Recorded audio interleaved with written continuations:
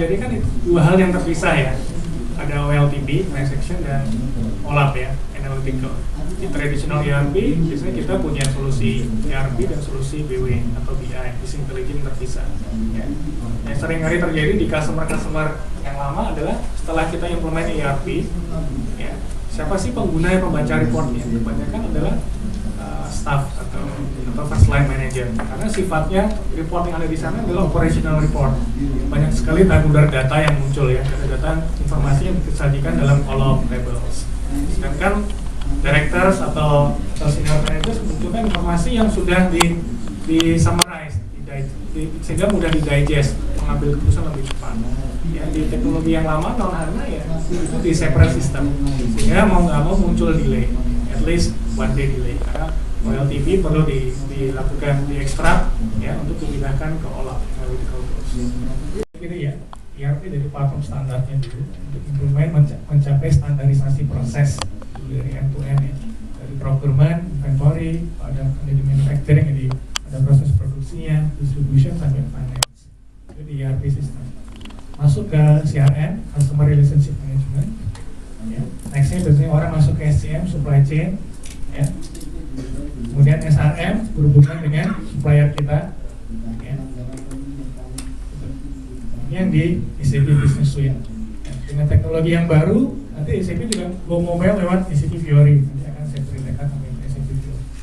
Nah ini yang dimaksud dengan SAP Business Suite. Mungkin saya akan buka dulu dengan ERP ya.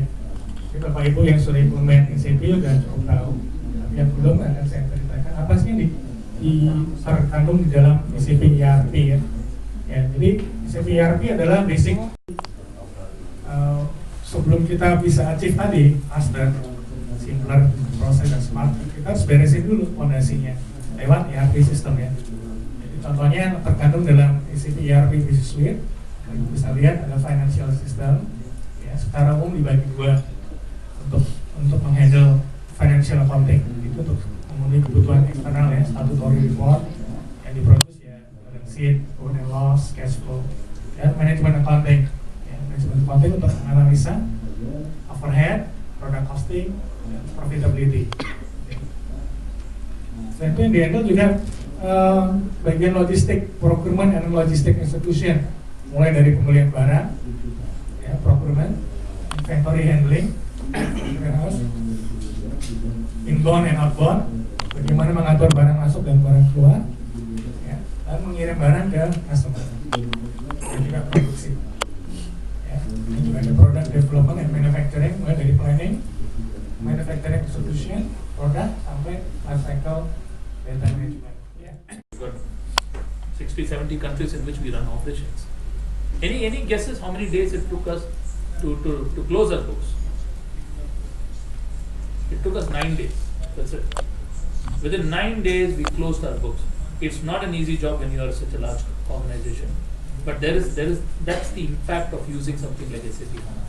Financial closing is one big thing that's definitely going to have its own effect. So if you're investing, you're kind of in the right direction of investing into SAP HANA as well, right? Okay.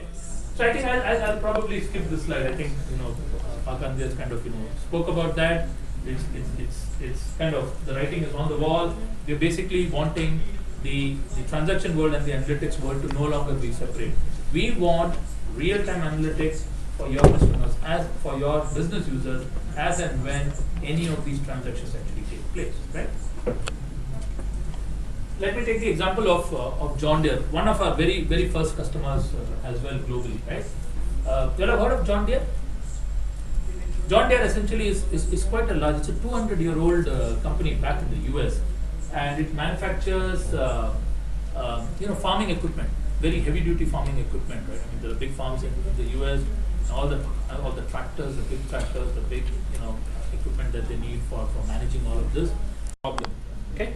Now what I can actually do is it gives me the feature. I can go in and I can actually say, let me save this. Let me save this image on my tile, right? As a tile itself. So I just say, I save this. Okay. But I didn't say that you got to. So I'll do this again. We call it shortages. one. Then I'll say add it as a tile on my home page. Okay. So now when I actually go back to my home page, okay, there you go. So it's actually showing me shortages 1, and it's showing actually 3 materials over there, right? So you can actually go back in. You can actually say, okay, fine, So what seems to be the issue? So it's actually saying that, hey, by the way, now it's all in real time. It's actually matching your orders, your supply information, and your inventory information all in real time, right? And it's actually showing me very detailed information, right? So this navigation piece over here is saying that you have some kind of a shortage over here.